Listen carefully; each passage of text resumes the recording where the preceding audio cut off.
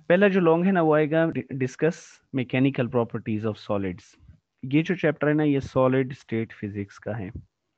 Solid state physics में हम solid चीज़ों के बारे में पढ़ेंगे। इनकी तीन तरह की प्रॉपर्टीज इस चैप्टर में हम पढ़ेंगे सॉलिड्स की। फर्स्ट, इंटरनल स्ट्रक्चर, ठीक है, या इसकी जो मैकेनिकल प्रॉपर्टीज हैं कि कौन सी चीज़ हार्ड होती है, कौन सी लचकदार होती है, कौन सी गैर लचकदार होती है। और सेकंड हम इलेक्ट्रिकल प्रॉपर्टीज पढ़ेंगे जिसमें हम पढ़ेंगे कि कौन सी चीज़ों में से करंट पास हो जाता है, कौन सी में से नहीं पास होता। और थर्ड हम पढ़ेंगे मैग्नेटिक प्रॉपर्टीज कि कौन सी चीज़ें अच्छा मैग्नेट बन सकती है, कौन सी चीज़ें मैग्नेट नहीं बन सकती, इसके पीछे क्या रीजंस हैं। तो फिर उसके बाद चैप्टर कंप्लीट हो जाएगा। फर्स्ट है मैकेनिकल प्रॉपर्टीज। इसमें सारी डेफिनेशंस हैं। ये है तो लॉन्ग क्वेश्चन एक दफ़ा आया हुआ है लेकिन हैं सारी definitions. Deformation in solid. Formation, form शक्ल को कहते हैं, तो डिफॉर्म का मतलब है शक्ल को बिगाड़ देना या उसकी शक्ल को चेंज कर देना। तो डिफॉर्मेशन का मतलब है किसी चीज़ की लेंथ, वॉल्यूम या एरिया को चेंज करना। तो इसकी डेफिनेशन लिखी हुई है कि any change produce in length, volume और शेप ऑफ द ऑब्जेक्ट, ठीक है, when an external force is applied is called deformation. इसकी एग्जाम्पल वैसे तो दो लिखी हुई है नोट्सों में, आप जो मर्जी इसमें से कर लें, लेकिन एक एग्जाम्पल काफ़ी है। इसने ना जो फर्स्ट है वो बॉल की है, रबड़ बॉल की। Rubber ball, soft rubber ball में क्या होता है कि अगर आप इसको कंप्रेस करेंगे तो इसका जो वॉल्यूम है या जो शेप है वो चेंज हो जाएगी, ठीक है। लेकिन जब आप इसको छोड़ेंगे, यानी आपने जो फोर्स लगाई वो ख़त्म कर दें, तो बॉल वापस ओरिजिनल शेप में आ जाएगी। मतलब रबर की बॉल सॉफ्ट होती है, जब आप कंप्रेस करेंगे तो उसकी शेप चेंज हो जाएगी। इसको कहते हैं डिफॉर्मेशन, यानी वो डिफॉर्म हो जाएगी। लेकिन जब एक्सटर्नल फोर्स ख़त्म करेंगे तो वापस ओरिजिनल शेप में आ जाएगी। सॉलिड्स, क्रिस्टलाइन सॉलिड्स जो हैं उसमें डिफॉर्मेशन कैसे होती है, यानी अगर हम एटॉमिक लेवल को देखें, एटम्स को के लिहाज से अगर डिस्कस करें, जब किसी चीज़ पर एक्सटर्नल फोर्स लगती है तो उसमें डिस्टॉर्शन पैदा, डिस्टॉर्शन का मतलब वही डिफॉर्मेशन है कि उसकी बॉडी की शेप चेंज हो जाती है। और ये तो हमें ऊपर से नजर आ रहा होता है, लेकिन माइक्रो लेवल्स पे उसके एटम्स अपनी जगह से डिस्प्लेस हो जाते हैं।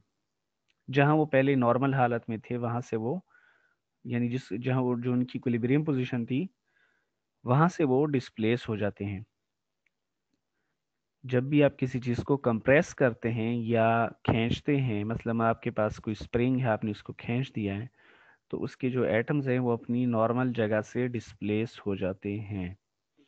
और जितनी देर आपने फोर्स लगा के रखेंगे और वो डिस्प्लेस रहेंगे, इसको हम कहते हैं स्टेट ऑफ स्ट्रेस, यानी वो चीज़ स्ट्रेस में है, ठीक है। जिस चीज़ के ऊपर फोर्स लग रही हो लगातार और उसके एटम्स डिस्प्लेस्ड हों, उसको स्टेट ऑफ स्ट्रेस कहते हैं। जैसे हमारी बिल्डिंग्स हैं, इसमें जो छत होती है वो स्ट्रेस की स्टेट में होती है क्योंकि इसके ऊपर काफ़ी वजन होता है, हर वक्त इस पे फोर्स लग रही होती है। जब हम फोर्स रिमूव करेंगे तो एटम्स ओरिजिनल पोजीशन की तरफ वापस चले जाएंगे और बॉडी अपनी ओरिजिनल शेप वापस हासिल कर लेती है। लेकिन शर्त यह है कि ऊपर वाली फोर्स बहुत ज़्यादा स्ट्रांग ना हो, ठीक है। स्ट्रांग का मतलब ये है कि अगर आप स्प्रिंग को बहुत ज़्यादा खींच दें तो स्प्रिंग की जो कॉइल्स हैं वो बिल्कुल सीधी हो जाएंगी और आप छोड़ेंगे तो वो वापस अपनी ओरिजिनल शेप में नहीं जाएगा वो स्प्रिंग, ठीक है। तो परमानेंट डिफॉर्म हो जाएगा। तो अगर आपने कम फोर्स लगाई है तो फिर वो ओरिजिनल शेप में चला जाएगा।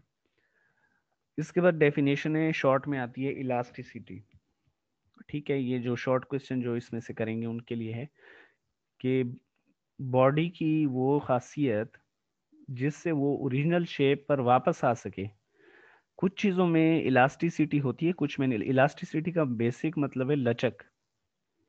कुछ चीज़ों में इलास्टिसिटी होती है, कुछ में नहीं होती। मतलब कुछ चीज़ें जैसे कोई आयरन या कॉपर का रॉड है, आप उसको बैंड करें तो बैंड हो जाएगा, ठीक है, वो वापस नहीं आता, ठीक है। फर्ज करें हार्ड स्टील का रॉड है, अगर आप उस पर थोड़ी सी फोर्स लगाएं और छोड़ दें तो वापस आ जाएगा। इसी तरह स्प्रिंग है, अगर आप उसको खींच के थोड़ा सा और उसके बाद छोड़ दें तो ये वापस आ जाएगा। इसी तरह रबर होती है, वापस आ जाएगी। तो इसको जो वापस आ जाती है ना, इसको हम कहते हैं इलास्टिसिटी। इसके बाद है कि इलास्टिसिटी की पैमाइश किन तरीकों से या कौन सी चीजें इस्तेमाल होती हैं इसके लिए। इसके लिए अब ये शॉर्ट क्वेश्चन में आ जाता है। इसके लिए दो चीजें इस्तेमाल होती हैं, स्ट्रेस और स्ट्रेन। स्ट्रेस कहते हैं कि आपने कितनी फोर्स लगाई है, जो आपने फोर्स लगाई हुई है उसको जितनी जगह पे लगाई है उस एरिया से डिवाइड कर दें। ठीक है, मसलन मैंने 50 न्यूटन की फोर्स लगाई है एक स्प्रिंग को खींचने के लिए, और स्प्रिंग का एरिया है 5 जहां मैंने फोर्स लगाई है, तो स्ट्रेस कितनी होगी? 50 को आपने 5 पे डिवाइड करना है, मतलब आपने फोर्स को एरिया पे डिवाइड करना है, तो जो आंसर आएगा वो कहलाएगा स्ट्रेस। और यही फार्मूला प्रेशर का भी है।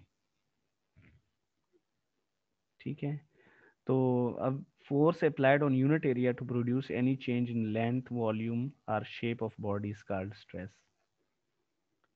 और इसकी यूनिट वही प्रेशर वाले हैं, ये एमसीक्यूज में आते हैं, ये याद रखने हैं। और इसके डायमेंशंस भी प्रेशर वाले हैं, M L inverse T inverse square. Stress की ना हमने टाइप्स बनाई हुई है, 3 टाइप्स।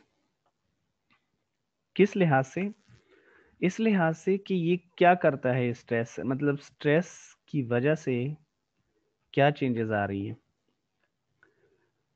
अगर लेंथ चेंज हो रही हो तो इसको हम कहेंगे टेंसाइल स्ट्रेस।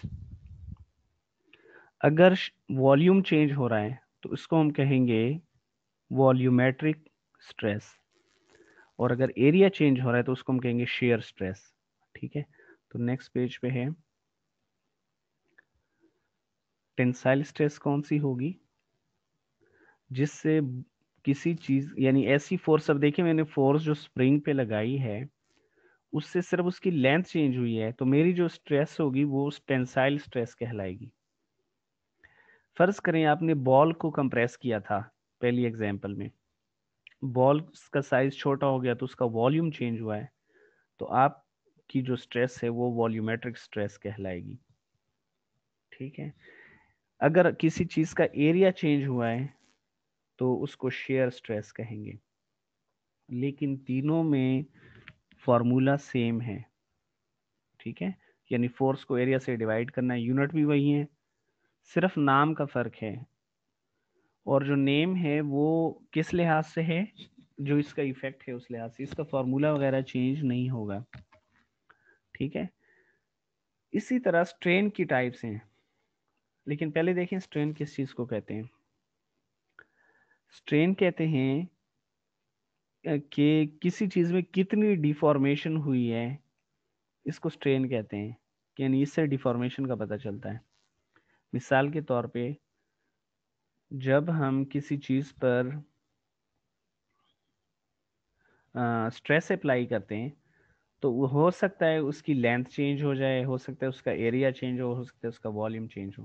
पहले देखें, अगर लेंथ चेंज होगी तो क्या होगा, स्ट्रेन कैसे निकालनी है? जितनी लेंथ चेंज हुई है उसको ओरिजिनल लेंथ पे डिवाइड करना है। दोबारा समझ लें, स्ट्रेस और स्ट्रेन में डिफरेंस क्या है। स्ट्रेस में आपने फोर्स को एरिया से डिवाइड किया था, स्ट्रेन में आपने, मसलन मेरे पास एक रॉड है, मैं स्ट्रेन की आपको ना एग्जांपल दे रहा हूँ। यहाँ ये रॉड है, वायर है या रॉड या कोई भी चीज़ है, इसकी लेंथ है 2 मीटर। मैंने इस पर लगाई फोर्स और इसकी लेंथ इंक्रीज हो गई यहाँ तक। ठीक है, यानी इतना इजाफा हुआ है यहाँ से यहाँ तक। ये जो इजाफा है, इस इजाफे को आपने ओरिजिनल लेंथ पे डिवाइड करना है, तो इसको हम कहेंगे स्ट्रेस, सॉरी स्ट्रेन। और क्योंकि हमने लेंथ को लेंथ पे डिवाइड करना है तो यूनिट कैंसिल हो जाएंगे, इसलिए ये चीज़ याद रखनी है एमसीक्यूज के लिए कि इसके यूनिट नहीं होते, ठीक है, और इसके डायमेंशंस भी नहीं होते। और जैसे आपने स्ट्रेस की टाइप्स पढ़ी हैं वैसे ही स्ट्रेन की टाइप्स भी हैं। स्ट्रेन की टाइप कैसी हैं? अगर लेंथ चेंज हो रही है तो इसको हम कहेंगे टेंसाइल स्ट्रेन।